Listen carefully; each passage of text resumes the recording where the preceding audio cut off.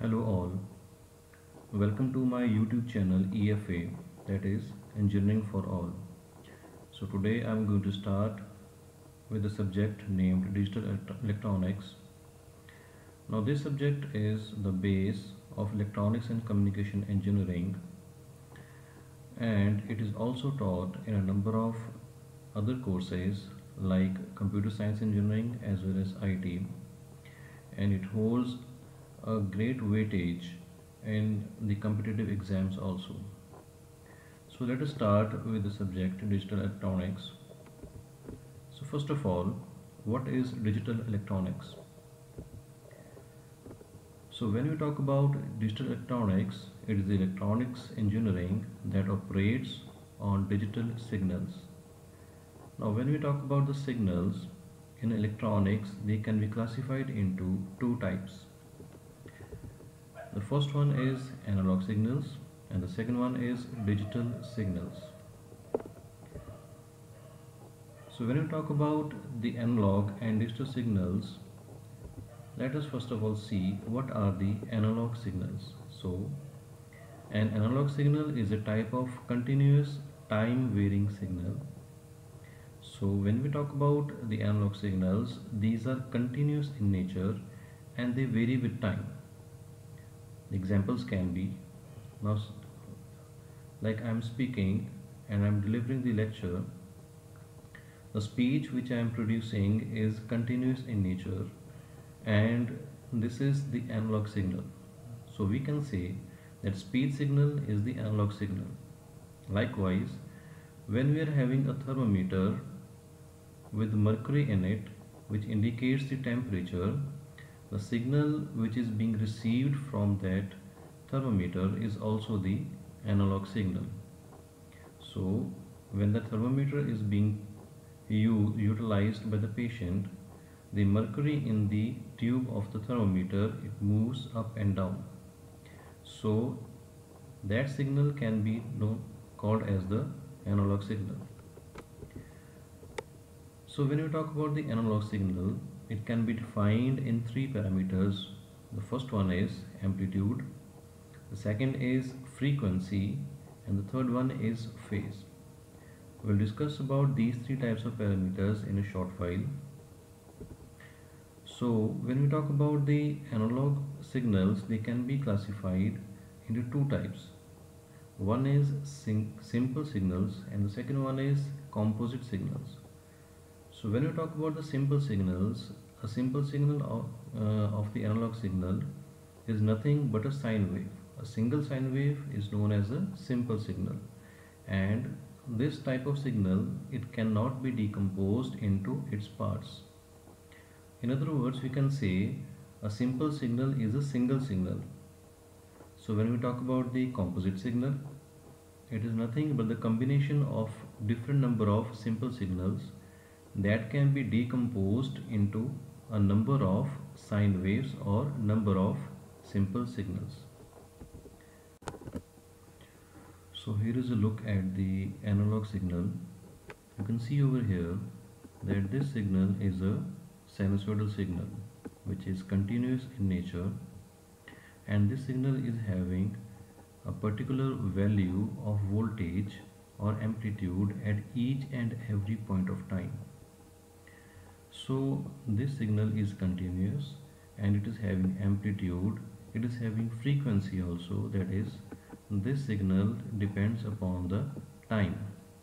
You can see over here when it starts from here, it is moving at a particular set of time, and it is also having the phase, that is it is moving in a particular direction at each and every moment of the time. So we can say that this type of signal, which is analog, is having the amplitude, the frequency and the phase. So talking about the digital signal, the digital signals carry the data in the form of signals that are discrete or non-continuous. So as we have seen in the previous slide that a signal was continuous in analog signals, here when we talk about the digital signals, these are non-continuous. or discrete in nature. So when we talk about the digital signals, they can be classified in the form of zeros and ones. So digital signals carries the data in the form of binary, which signifies bits in the form of zeros and ones.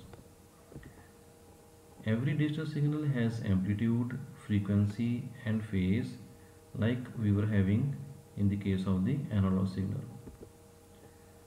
Now when we talk about these type of signals, this signal can be defined by bit intervals as well as the bit rates.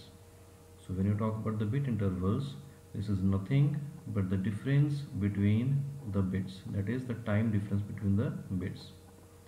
And when you talk about the bit rate, it is nothing but the number of bits transmitted in a particular set of time, or we can say the number of bits transmitted in a second.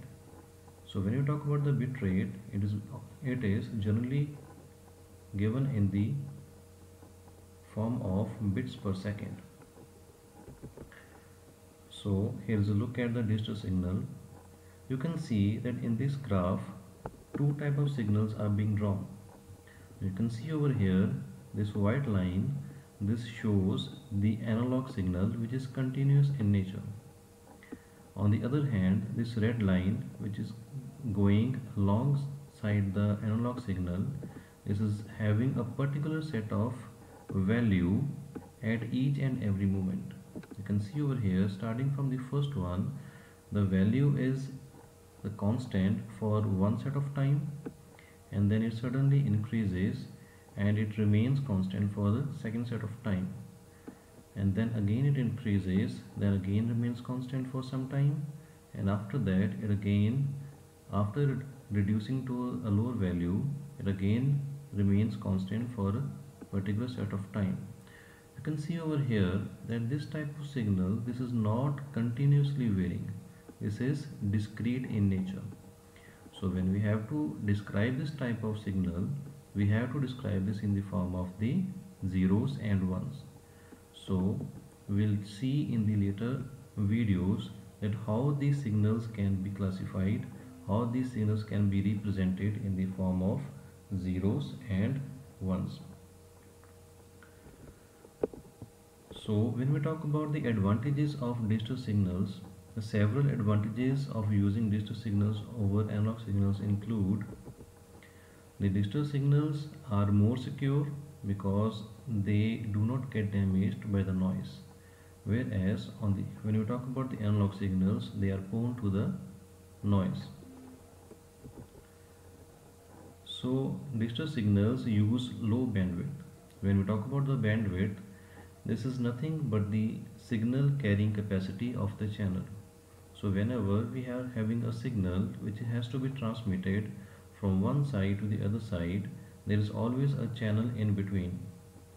So how much is the capacity of the channel to carry the signal is known as the bandwidth. So when we talk about the digital signals, they use very less amount of the space or the capacity of the signal.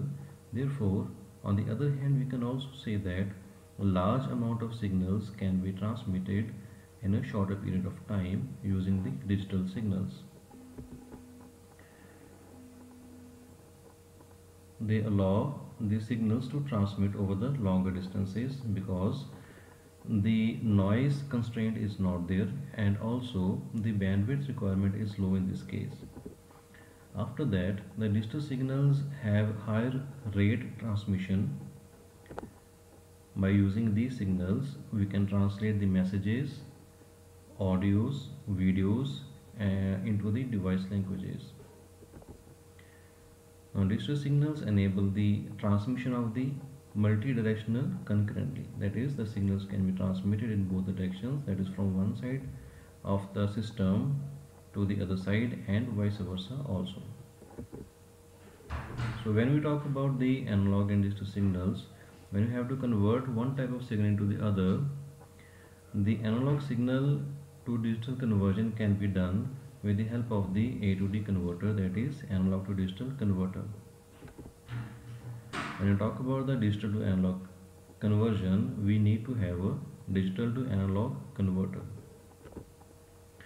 So thank you so much for watching this first video of digital electronics. I request you to please subscribe my channel and like the videos and share it if you like it. Thank you so much and keep tuned for the next videos. Thank you so much.